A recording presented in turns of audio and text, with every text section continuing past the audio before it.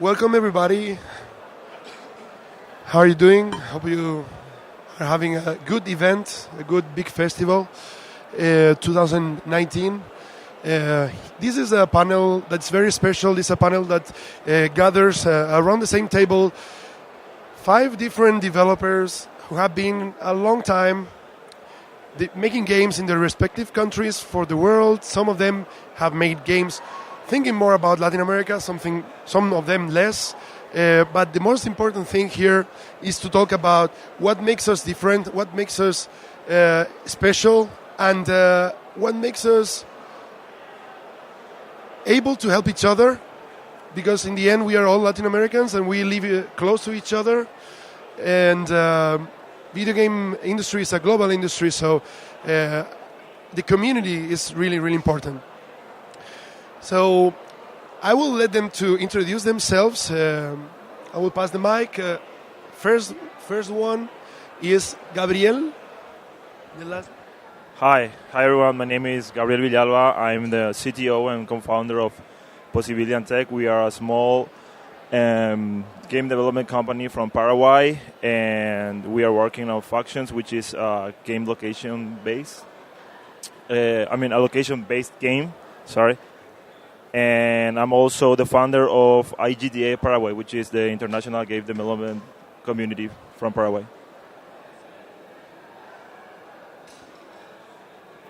That's it. Can you hear something? Yeah, sure. I cannot hear anything. We need phones replacement. Can you hear me now? There we go. So I basically introduced myself, so we can move on. Thank you very much. Who's next? Oh, nice. Hi, my name is Rodrigo Len Fernandez. I run ARF Game Studios. I've been in the industry for roughly 10 years now. Our studio is just 3 years old, though. So, and I part of the board of directors in CAVI, which is the National Association of Uruguayan Game Developers. And what you see there, Bears, is one of the games we're working on. It's a fighting game with bears, so that's why it's called like that. And yeah, that's me. Hi, my name is Antonio Uribe. I'm from Mexico, as you can see there. I'm the co-founder and director of Hyper Beard Games. I'm part of the Mexican Association for Game Developers, and we develop Club Toccats, amongst other games. Our studio is, I think, the biggest in Mexico City. We're 40 people, and most of our people are there working on mobile, casual, free-to-play games, and that is what we do in Hyper Beard Games. Yeah, it's there. Well, my name is Mariano Jorge Beit. I am the director of a studio from the city of Santa Fe called Quilembanes. We've been 10 years in business now. I also am the secretary of the association, Argentina Association of the Video Game Development, the ADVA. And the game that is there, Quadradit, is also nominated for Best Latin American and Best Mobile Game here on the show. So after this, go and vote for Quadradit, best game ever. And yeah, that's it. And hello, my name is Fernando Chamis. I am from Brazil, São Paulo. I'm the owner of Webcore Games, and a studio with more than 10 years of experience in doing games. We are a small studio. We are in 15 right now. We decided to be in this size. It's something that we like.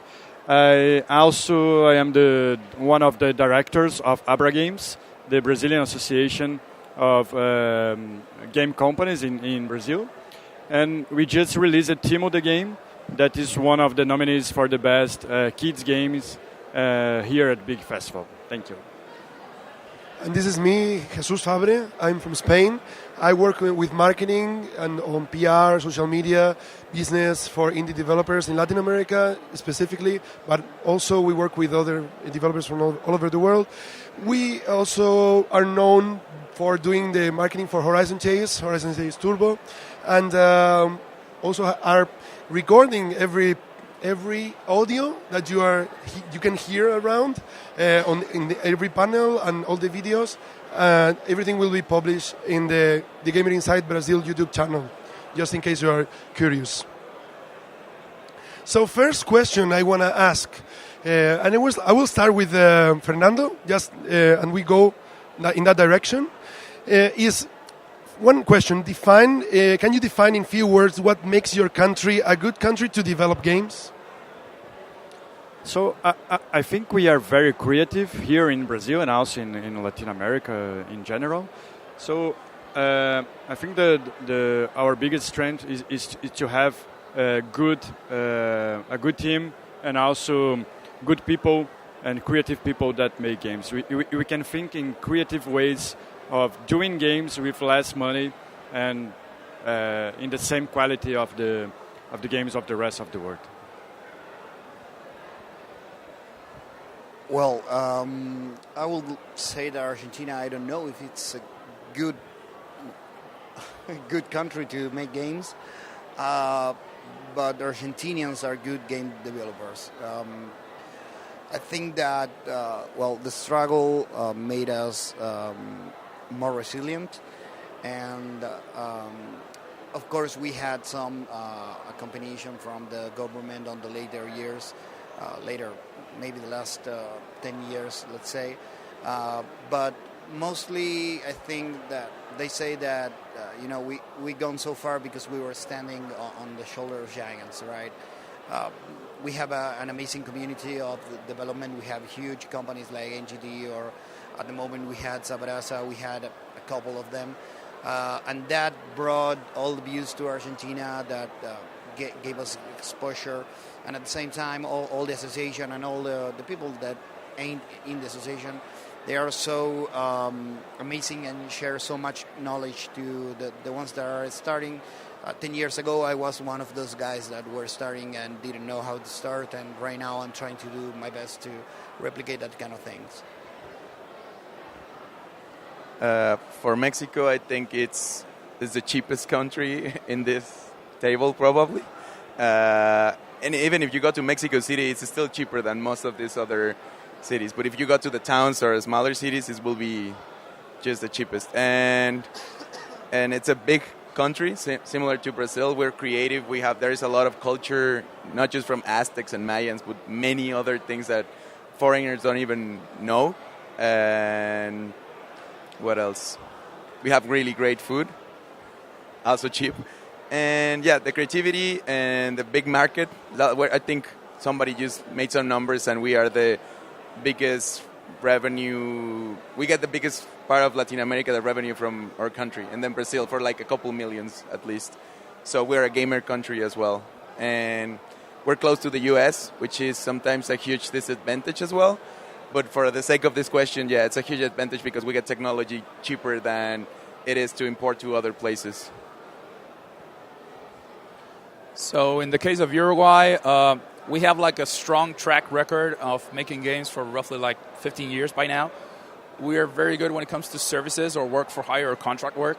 And that experience has, trickled down throughout the years on the new studios. And the IT, the technological side of Uruguay, it's like super strong. The IT, education, academic stuff. And the art of games from Uruguay has been quite recognized outside of the country. You guys might have heard about Ironhide Studios that created Kingdom Rush. That's from Uruguay. You might have heard from Pomelo. They created Bullet Boy and Mars and other mobile games. Those are from Uruguay. And most of the time when we go abroad, they say like, oh, I love the art of Uruguayan games. So with that, we do have that strength for us.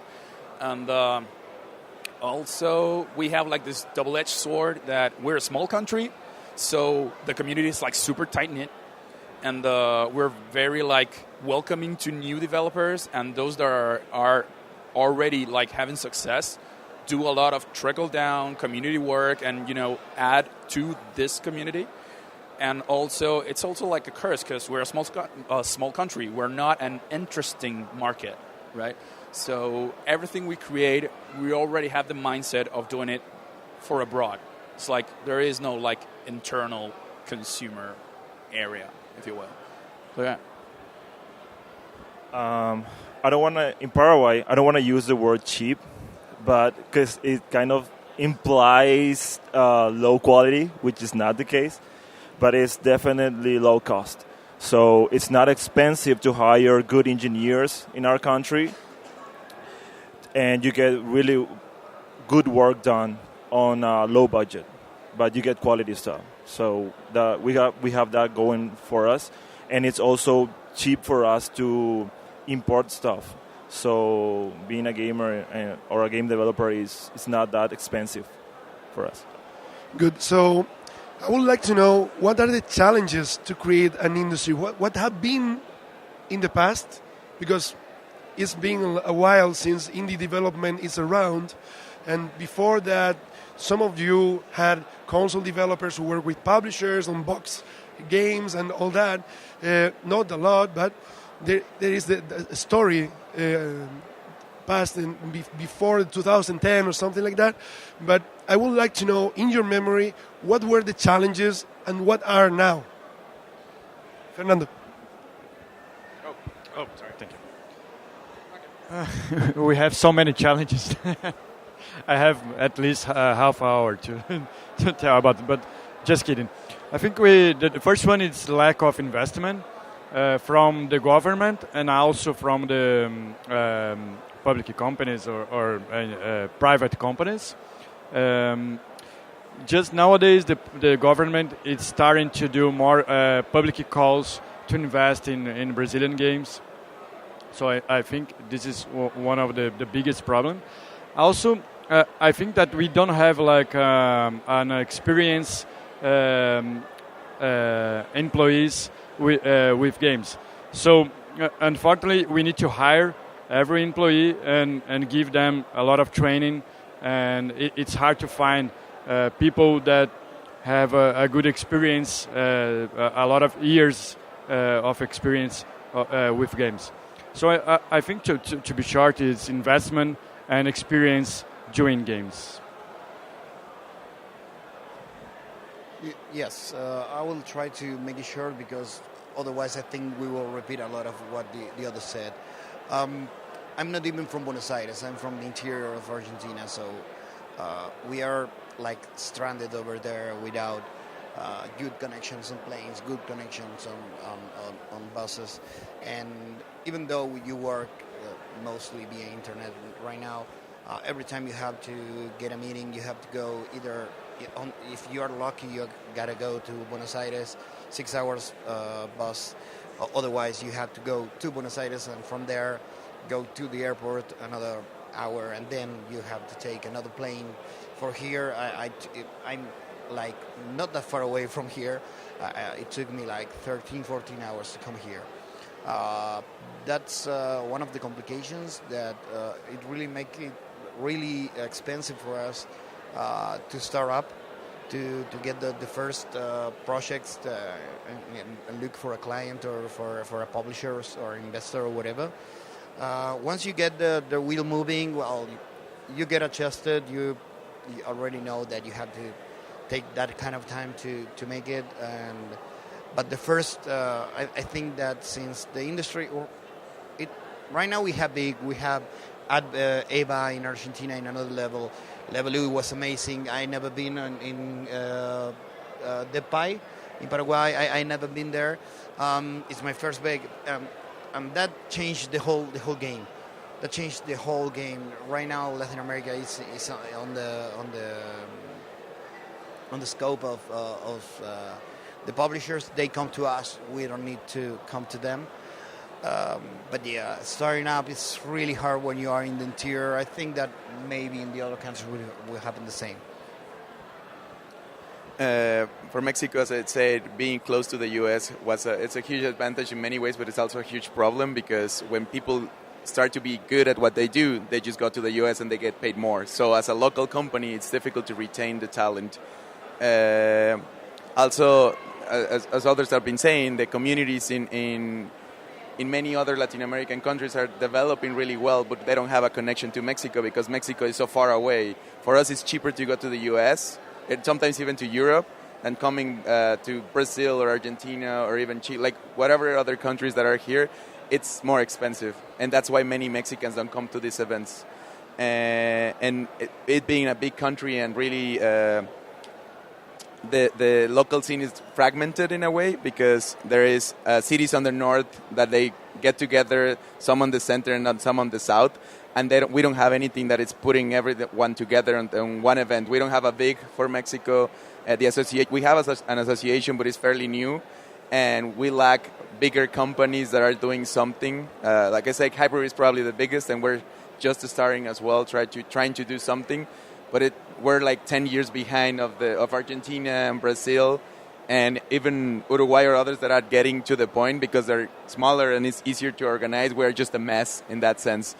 We're making our efforts. As I said, low cost is a better way to say what we're doing. We have the quality of the art and the technology, so we are trying to use that to put ourselves on the map. One question about Mexico. I was living in Mexico for 6 months, I remember, and I thought I found the community kind of separated in different regions, and I want to know what's a little bit of the take away from that. If you've been there, and if you know why is that, and if you can give us some insights, because what I know is that now you and Lienzo are doing big efforts to keep the community together. I think before there was money on government and others, so people wanted to get more into games, and some older generation took everything and they made nothing, and they fought against each other, so it was really segmented. But eventually Lienzo, the guys from Pato Box Bromio, Hyperbeard, and others on the same level, like 5 years to now, we started to be together and try to ally ourselves by creating content instead of being like, we're going to aim for the government money, because that also disappeared. So we were like, all right, we don't have to fight for that. We don't have to fight for exposure or anything. Everybody's doing something different. So let's put ourselves together and let's try to do something for everyone. And that is what most of these countries did before, like 10 years ago or something.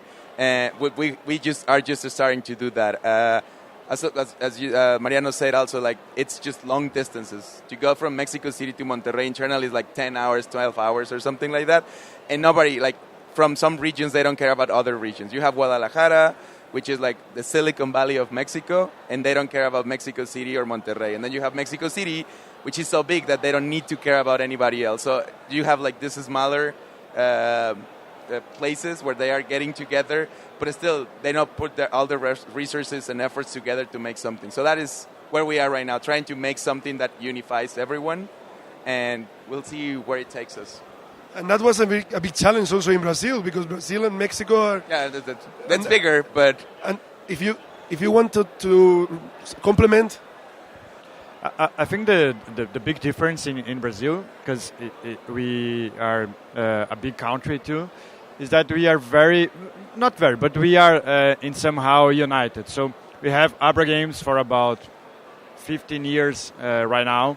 And we also have very good companies in different regions of the country. So we have good companies in Porto Alegre, in Recife, in São Paulo, Rio de Janeiro, and it's very good. But again, it's a problem to have this to have this distance, because you can have an event like that every day. But we try to unite the companies. And what is important about Big is, like, for everyone that is here, probably there are many of here are not from Sao Paulo, but it is important to make the effort and to have an event. And for Mexicans, I mostly see them in GDC. And I mostly see everyone here in GDC because that's the one that everybody tries to go. But I think Big is big enough that everybody from the region wants to be here as well. So that unifies also the people again. And you're showing everything, so which helps a lot. But yeah, let's continue. Yeah, I believe most of the issues have been said already. It's like financing, talent. In the case of Uruguay, we have like this, again, the history of people making a huge effort to make a community has been going on since, 15 years, something like that. So even before I was ever involved in this industry, I like this torch passing, if you will, that has been going on. And it helps a lot. Like, we are trying to develop this same mindset for the newcomers, because the next year, maybe I won't be involved this much. So the next guy knows how to keep the ball rolling, right? But however, there are still some challenges when it comes to, again, a small country, right? And the talent retention is like one of the key issues we have. It's like IT pays like 4 times more than we do. So it's like we cannot compete on that. Not at all. So we can retain artists. We have a huge hard time retaining, engineers or, coders and stuff like that. And when it comes to other areas of development, we're very good technicians, as in we can make a good game. We are not that good when it comes to marketing, PR, and other areas. Like all the satellite stuff, if you will. Yeah, we're like that's like our weak spot right now. So that's why things like Big or EVA, Levelui, all these events that are happening in the region is, okay, we need to make these business connections to the people that know how to handle that area, right? You can make a great game, but if you don't know how to sell it, you're doomed. So talk with the people that know how to do it. There are publishers around here. There are people that know about PR. There are people that know about, influencers and stuff. Listen to those people. Listen to what they're looking for and try to adapt. Same, basically. But the only difference is that we are going through it like right now. Not 15 or whatever years ago. We are going through it right now. Because the industry in our country is basically 4 to 5 years old, basically. So we are dealing with that as we speak. Well, about the challenges, something that we were speaking over there, but nobody mentioned here. Because I think that everybody was trying to left some bits to the other one, because, we share a lot of problems that we have. Something that we were talking about is the political instability that we have. The thing is that basically it's like if you're playing a football game, and in the midterm, when you come back, they tell you, okay, now you're playing in ice, and instead of a ball, you will be using a ball of mud, and they change the whole game. And you really don't have the players trained or the team structure to play that game. Let me give you a quick example. Right now in Argentina, we just passed what is called the knowledge economy law that give us a couple of benefits to a broad spectrum of economics in the country. Video games as part of that. The first part of the law, what it says, is that give us fiscal stability. What does that mean? It means that from now on, when you enter that register, they won't be able to squeeze you even more percentage that they are already squeezing you on taxes. That means that if you're not there, you never know if now you're paying 30% of your revenue. Next year you will be paying 50%. Next year you will be paying, in Argentina, for example, they were saying, okay, guys, the $1 is 9 pesos. And we say, no, nobody's giving you 9 pesos for that. No, but for every dollar you bring from outside, we will give you in your bank 9 pesos. We won't give you the dollars. You don't have the right to get the dollars that you were getting from outside. After that, you have to pay the taxes of the income. And after that, at the final of the year, you have to pay 35% of that because of the gross earning. So at the end of the year, you were paying like 70% of any money that you brought from outside. And we are not talking about the revenue that was on the market and the taxes you have to pay outside. So that's really important to know that we have such instability in politics, and that the game might change maybe tomorrow.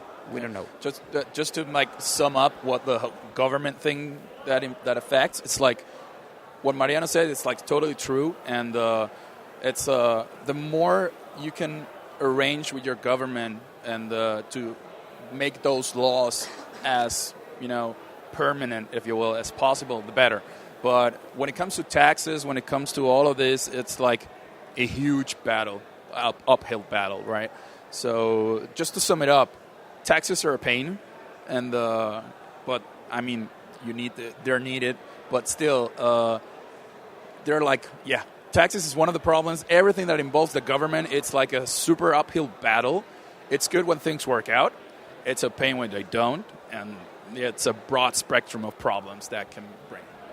And our countries are really traditional in their ways, so these kind of companies that are technology-based, like startups, we don't have the rules that the U.S. has or other countries have to support them. So we want to grow fast, we want to do some other things, we want to move fast, but then the taxes and the rules. So that's what the importance of the associations are in every country, because that's how you show that you are not just one company or one person, but you are an association, and you can push the government back on some things or develop over a long time something that benefits you and other creative companies. Other thing that we mentioned outside, we said a lot that some of our countries are really big, others are not. But it's also the kind of games that we're doing is not consumed by our own countries, mostly. Mexico consumes a lot, Brazil consumes a lot, but they go through AAA from the Nintendo, Sony, Xbox, which is not bad. They are not trying to consume indies. Either probably most of you do because you're here, and we all do as well. But like our niche, the people that play our games are somewhere else. Like for example, the revenue from Mexicans for my games is 1% of the revenue of my company a year. I cannot sustain that. And Mexico has 150 million or something people, and there has a lot of different things that they could pay. It's not expensive. My games are free, but it's still like it's not the kind of games that they like. So sometimes having a mentality that to look for players somewhere else, it's important. It's a way to support ourselves. And talking a little bit about also the idea of the PR and marketing. If you're trying to do this as a business, it's important to treat it as a business. Most of us start because we love games, we have a passion for that, but we come to this side of the things as a hobby, which is not bad.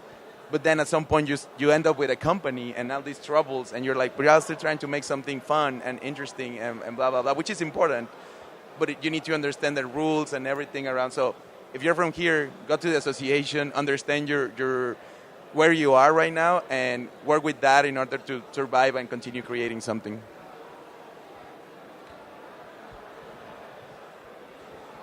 Well, we have 10 minutes, so let's fusion this slide in one question.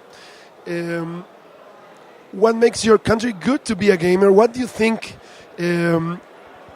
the audience in your country has in favor, or the culture to be a gamer? Like, why is your country good to sell their games there?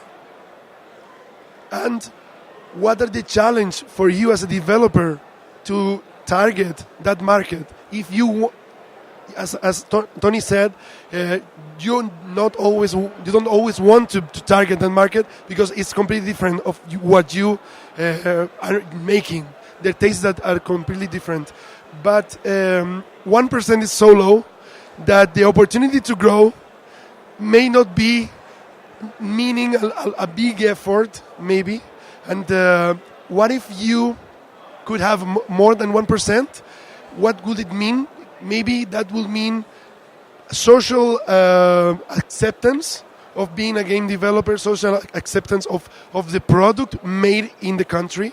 That is something very important. For example, we in Spain, we love the wine made in Spain. Oh, this is Spanish wine. French people too, it's like when you go abroad and you feel proud of a product that you made, that is made in your country, but not you because you work in the industry. It's because you have more than 1% of people that say that video games made in my country are good, right?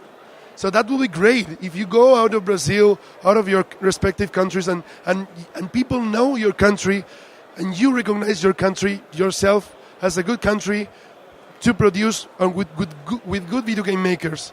So yeah, that's the question. We'll start with me. All right. In a few sentences, what makes my country a good country to be a gamer is that it's not expensive to get a console or a PC. actually a lot of people from Argentina and Brazil come to my country and get their stuff. So it's like it's video game haven in that way. And reaching an audience for us, with our audience in Paraguay, we actually use it as a soft launch because we were like the first big launch of a game in our country. And it was kind of a big deal, and we had a ton of downloads there, and people were like, "Oh, this is the first mobile game in Paraguay." So everybody was downloading it and trying out the game, giving us feedback, and it was awesome. But that didn't last long, and we were always thinking about a worldwide release. And in the end, our main audience is in Southeast Asia, so our game is. We always knew, we had the suspicion that it would be a hit in Asia, and it turned out to be that way. So we never actually targeted our country or Latin America. We were always thinking about the whole world, and Asia in particular, because of the theme of our game. So that's how we treated our country, and just as a soft launch market, basically. So, what makes Uruguay a good country to be a gamer? We have great broadband connection. It's like we have no cheap consoles or PCs. We buy them from Paraguay and we plug them to our internet because it's that good. Now, but we got like this huge fiber optic things going on in Uruguay, and it's like super fast.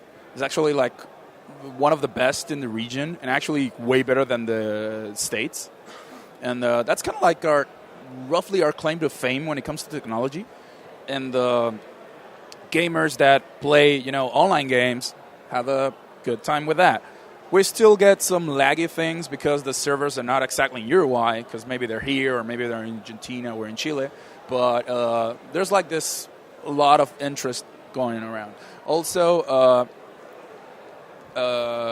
again, with the political stability, when they want to try things for Argentina, consider they go to Uruguay first. So it's like an interesting thing that happens. And right now there's a whole like esports thing going on in Uruguay that they've done it really well in Chile. They tried something in Argentina. They're going straight to Uruguay right now because of this, of the broadband thing, of the stability, and although it's not cheap, it works for those guys, what they're doing, right? So what are the main challenges to reach audience in Uruguay?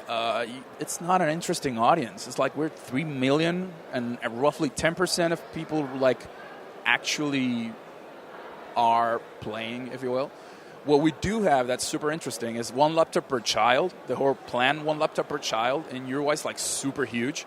And that plan gives, as the name says, it gives a free laptop to every child in public schools, right? So that plan needs content. So a lot of game developers in Uruguay have actually made a living making games for those platforms. So whenever we say like there's no audience in Uruguay, there's actually is. It's like super captive audience actually, because those kids are going to get your game no matter what. So it's an interesting thing because you think like, hey, there's no plan in Uruguay to just make games for Uruguayans. Actually, there is. It's like super weird, but it kind of works. However, you want to make like a more broader audience game, yeah, you're toast. Yeah, go elsewhere. Again, in Mexico, we spend a lot of money in games. It's cheaper there. Actually, Steam, I think in most Latin America countries, it's really cheap compared to the U.S. So we get access to whatever we want. We've been gamers as a culture in Mexico since the 70s, I guess, is the first time we got a 79 or something. And then from there, Nintendo and everything has always had a connection to the country, and they distribute everything there.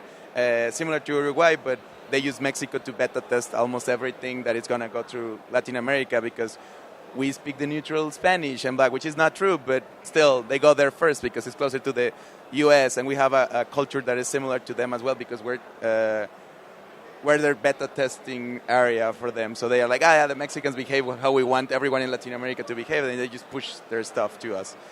And so it's a country with a lot of gamers, with all the things that comes from that. And the main challenges to reach the audience is that we are trained on Japanese and American and European games. So that's what we like, and making those kind of games is expensive. It's a lot of resources that are needed. It's a lot of capabilities and technologies that we don't have. We have access to, but we are not trained to use. There's a lot of good art and programmers, not a lot of game developments, but we're getting there. And I mean, I always say that I would love to make the Chavo del Ocho of the video games in Latin America, because it's something that resonates with our culture and many others, as you all might feel. But it is not an easy thing, and I would much rather prefer to make a game for my people, and that I don't need to translate or localize anything, because I make it in understanding my culture and giving it to my people. But sometimes because you were trained also to consume American things and Japanese things, that's how you think games should be, and that's what you develop. But we're trying as a culture, and I mean, if Coco showed us something, even though it's Disney, is that there is people want more of what Latin American and everywhere else want to sell. They don't want more samurais. I mean, we all want more samurais, but we all also want everything else. So the marketings are opening to more interesting perspectives from our side. Let's try to push those things more as well. 1 minute for each one. Yeah, the bomb is about to go. So what makes Argentina a good country to be a gamer? It's not. Consoles are twice as much as in the US. Our broadband is shit. And we pay taxes for every single game, and they are twice as much as in the US. Digital distribution help a lot to make us a better experience as a gamer, and as well as the cell phones that, once again, they are twice as much as in the US because of ridiculous taxes. Help as well to get a little casual community. What are the main challenges to reach your audience? We are cheap bastards. We don't have much money. We don't pay for games. We are not willing to pay for games. And only 30 to 40% of the population have a credit card or are in the bank system. So it's really, really hard to make microtransactions. I stole 5 seconds from you. Here you go. Thank you.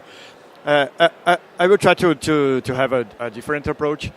I think one of the most benefits of being a gamer in Brazil is that Brazilians are very social. So we really like to play social games, like the old farm games from Facebook. Everyone's played this kind of game in Brazil. And also other games like FIFA, where you can play multiplayer game or any other kind of first FPS games. So we have a lot of Brazilians playing social games, multiplayer games, and this is nice because Brazilians like this kind of thing. And the challenges are the same in Argentina. It's very expensive to have a console in Brazil, and also everyone wants to play for free. And I can see friends that play Candy Crush for years and didn't spend $1, and they spend like $5 in a cigarette. So I can't understand why. Well, so now very fast we are going to tell you about some challenges we all agree, and maybe other ones that are not there, but we already mentioned that we find in the Latin American gaming industry, game developing industry. We find that we've faced more in the past, but now it's still a problem to have a scattered and existing game dev community in some areas specifically. Lack of video game investors, as we've been talking about, entrepreneurial culture, poor visibility, language barriers. That's something that we haven't talked about that a lot, but that is in fact something that yesterday there was a guy who raised his hand yesterday and said, sorry, I don't speak English. And so there is still a problem with that. You cannot come here without thinking that English is a very important language if you want to reach your audience as a game developer. Even if you want to find a job, it's very, very important to know English. Lack of government support, brain drain, and that's all. Thank you very much. I hope you like it. And see you. Sure. There's something really cool that's going on also between all the associations. There's a federation of Latin American game developers that, brings together all the associations like IGD in Paraguay, CAV in Uruguay, the Mexican Association, ADVA, Abra Games, and the guys from Chile and other countries, Bolivia. And this federation has been working for roughly, less than 2 years? Something like that. And they already achieved some interesting milestones. So right now, what they managed to do for GDC this year, they managed to get 110 scholarships, right? So we sent 110 Latinos for free to GDC, the entrance, right? Just the entrance. They had to travel on their own, but still, it's which is like $1,000, so it's not cheap. I know, but hey, baby steps. Yeah, $2,000. Baby steps, though. So it's an interesting milestone, and more things are being achieved, not only locally with each one of our associations, but now regionally. And that's kind of also an interesting takeaway for anybody that's been listening. Like, we are working together. It's not like we're just minding our own business on our own country. And I believe that's also part of what it's super interesting when it comes to community in this game development in the region. Also, as a Latin American as well, it's important to have a good image. I was talking with a publisher last week by Skype, and I was telling him about São Paulo. Oh, you need to go there. You need to be there, and he tells me that he's very scared to be in Brazil. Oh, it's safe to be there. It's not safe. He's from China, so we still have this image of. To be in a not safe country. My producer the other day, when I told him how hot it was in Santa Fe, he told me if we had ACs, like if we were in the middle of the jungle. Yeah. People still think that Mexico is on a desert, so yeah, there's a lot of misinformation. And I mean, Colombia and Mexico always with the narco things, like it's something that we're fighting against always. Guys, They mix us up. we need to finish. We thank you all for coming. Thank you. We hope you like it. Thank you for coming too. Vote for Quadradit. Follow your local developers. Buy our games.